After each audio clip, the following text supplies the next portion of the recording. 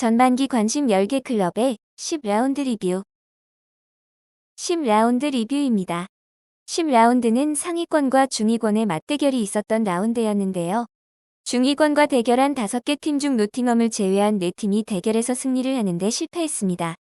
맨시티는 본머스의 발목이 잡힌 또 다른 피해자가 되었고, 아스톤 빌라는 순위 하락의 위험이 높았던 토트넘의 승점 3점을 제공했습니다. 한편 승리한 노팅엄의 경우 11월 대진이 유리해 다음 라운드에 4에서 5위로 순위가 상승할 것을 예상하였으나 상위 팀들의 자멸로 이번 라운드부터 3위로 등극했습니다. 이러한 상위권의 자멸로 경쟁의 분위기도 변화했습니다. 상위권과 중위권의 승점차가 4에서 6점에서 2에서 3점으로 감소하면서 패배에 따른 순위 급락의 위험이 커졌습니다. 즉, 11월에 몰려있는 상위권 간 맞대결이 우승을 노리는 팀들의 진검승부보다 5위권 잔류를 위한 생존 경쟁처럼 되었습니다. 중위권 팀들의 관점에서 보면 토트넘, 본머스, 뉴캐슬처럼 11월 대진 일정이 불리했던 팀들이 상위권에 주로 승리했습니다. 상위권과의 대결로 경쟁 팀들보다 승점 확보가 어렵던 대진 일정의 핸디캡이 이번 승리로 해소되었습니다. 예를 들어 토트넘은 우려되던 11월 말 10위권 탈락 위험이 감소했습니다. 한편 중위권에서도 경쟁 구도가 변화되었는데요.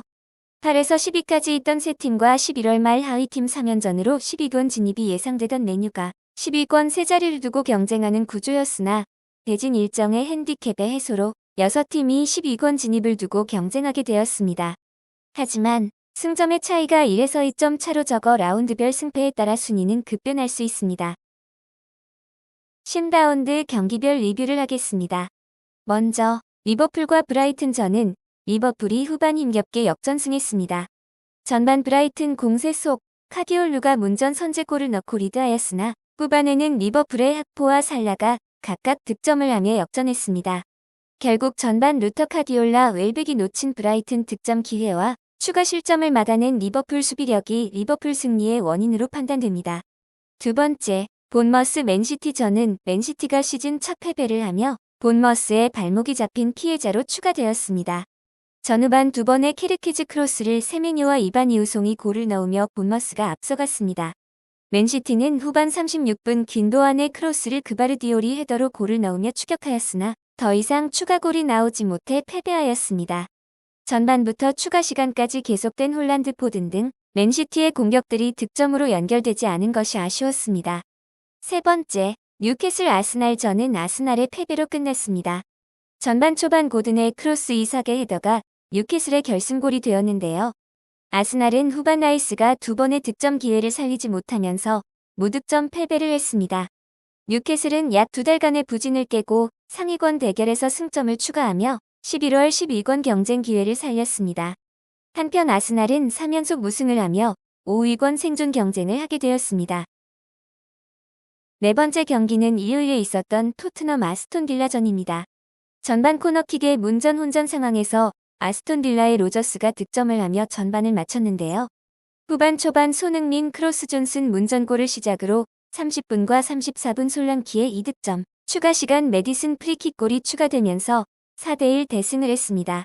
아스톤 빌라는 이번 패배로 5위권 재진입을 위해선 11라운드 상위권 맞대결에서 반드시 승리가 필요하겠습니다.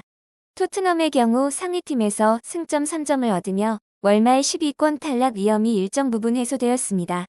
만약 패했다면 승점 13점이 되어 이번 라운드부터 10위권 탈락도 가능한 상태였습니다. 다섯 번째, 맨유 첼시전은 팽팽한 전후반 공방속 무승부로 끝났습니다. 후반 69분 호일룬이 얻어낸 PK를 브루노 페르난데스가 득점하여 리드하였으나 4분 만에 코너킥의 바운딩 상황에서 첼시 카세이도가 골을 넣으며 동점을 만들었습니다. 첼시도 중위권 대결에서 승점 3점을 챙기지 못해 11라운드 상위권 맞대결에서 반드시 승리가 필요하게 되었습니다. 한편 맨유는 11월 4경기 중 가장 어려운 대결에서 승점을 챙겨 앞으로 남은 하위권 3연전을 생각하면 월말 10위권 진입에 청신호가 켜졌습니다. 두 번째 이슈는 화제의 팀 본머스입니다. 본머스는 지난 라운드 리뷰에서도 다뤘듯이 10위권 밖에서 상위권 발목을 잡는 팀으로 소개를 했었는데요. 10라운드 맨시티에게서도 승리를 하며 곧 추가로 팀의 진가를 다시 한번 보여줬습니다. 본머스는 상위권 6경기의 승률이 50%에 달하는데 6경기가 현재 탑6와의 대결에서의 결과라 더욱 놀랍습니다. 최상위권 대결에서 50%의 승률이면 상위 탑5 팀들의 실력에 버금가는데요. 향후 중위권과 하위권 승부에서의 결과가 순위를 결정짓겠네요. 중앙압박 능력과 수비력은 긍정적이나 득점 상황에서의 골 결정력은 개선이 필요하다고 생각됩니다. 지난 시즌보다 수비는 확실히 개선되었으니 공격력만 보강하면 더욱 좋은 결과가 예상됩니다. 마지막으로 11라운드 관전 포인트를 정리하겠습니다. 11라운드는 노팅엄을 제외한 상위권 6팀 간 맞대결 3경기가 예정된 라운드입니다. 상위권 팀들의 진검승부가 기대되는데 10라운드 패배로 첼시, 아스날, 아스톤 빌라는 맞대결에서 승리하지 못하면 중위권 한두 팀이 순위를 추월하거나 순위가 근접할 수 있는 상황입니다.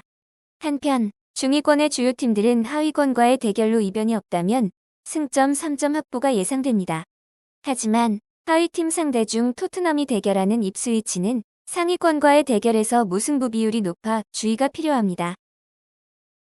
구독과 좋아요 부탁드립니다. 감사합니다.